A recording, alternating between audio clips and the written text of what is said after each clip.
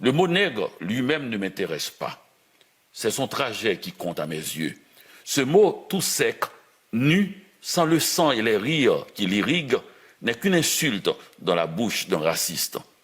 Je ne m'explique pas pourquoi on donne tant de pouvoir à un individu sur nous-mêmes. Il n'a qu'à dire un mot de 5 lettres, nègre, pour qu'on se retrouve en transe avec les bras et les pieds liés, comme si le mot nègre était plus fort que l'esclavage. Le mot ne dit que l'esclavage, il n'est pas plus fort. Les esclaves n'ont pas fait la révolution pour qu'on se retrouve à la merci du mot. Ne me dites pas que je ne peux pas comprendre la douleur du mot, car j'ai connu moi-même la dictature, j'ai connu l'exil, j'ai connu l'usine, j'ai connu le racisme, j'ai même connu un tremblement de terre, et cela dans une même vie. Je crois qu'avant de demander la disparition de l'espace public du mot nègre, il faut connaître son histoire.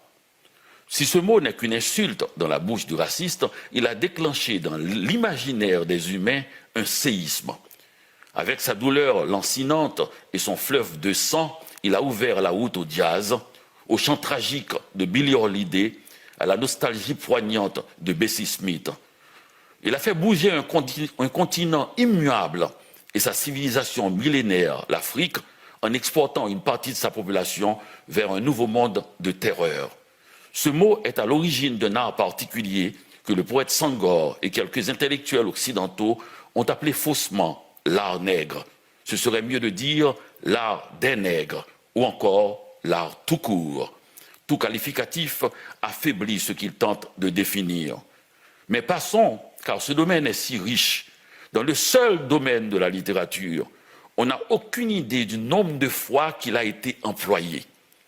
Si quelqu'un voudrait faire une recherche sur les traces et les significations différentes du mot dans sa bibliothèque personnelle, il sera impressionné par le nombre de sens que ce mot a pris dans l'histoire de la littérature.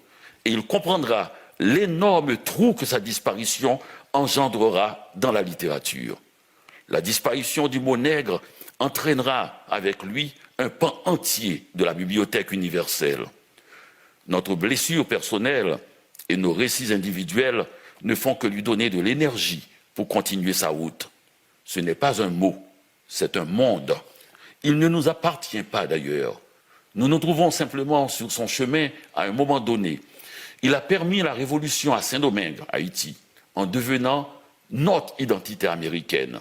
On a capturé des hommes et des femmes en Afrique qui sont devenus des esclaves en Amérique, puis des nègres quand Haïti est devenue une nation indépendante, et cela par sa constitution même.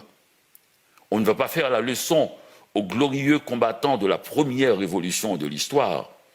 Si le mot révolution veut dire chambardement total des valeurs établies, celle de l'esclave devenu libre en est la plus complète. Le nègre Toussaint Louverture, le nègre Jean-Jacques Dessalines, le nègre Henri Christophe et le nègre Alexandre Pétion ont fondé Haïti le 1er janvier 1804 après une effroyable et longue guerre coloniale. Alors, quand un raciste m'apostrophe en nègre, je me retourne avec un sourire radieux en disant « Honoré de l'être, monsieur ». De plus, Toussaint puis Dessalines ont fait entrer le mot nègre dans la conscience de l'humanité en faisant un synonyme du mot homme. Un nègre est un homme, ou mieux, tout homme est un nègre.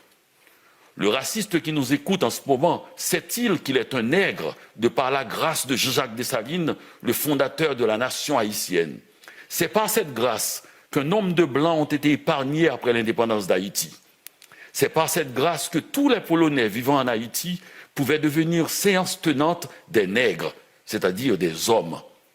Connaissez-vous une pareille révolution du langage? Le mot qui a servi à asservir l'esclave va libérer le maître. Mais pour qu'il soit libre, il faut qu'il devienne un nègre. D'où la phrase magique « Ce blanc est un bon nègre, épargnez-le ». Vous comprenez qu'un tel mot va plus loin qu'une douleur individuelle et que si nos récits personnels ont une importance indéniable, ils ne font pas proie face à l'histoire. Une histoire que nous devons connaître puisqu'elle nous appartient, que l'on soit un nègre ou un bon nègre. Cette plaisanterie d'une hypocrisie insondable du N-word est une invention américaine comme le hamburger et la moutarde sèche.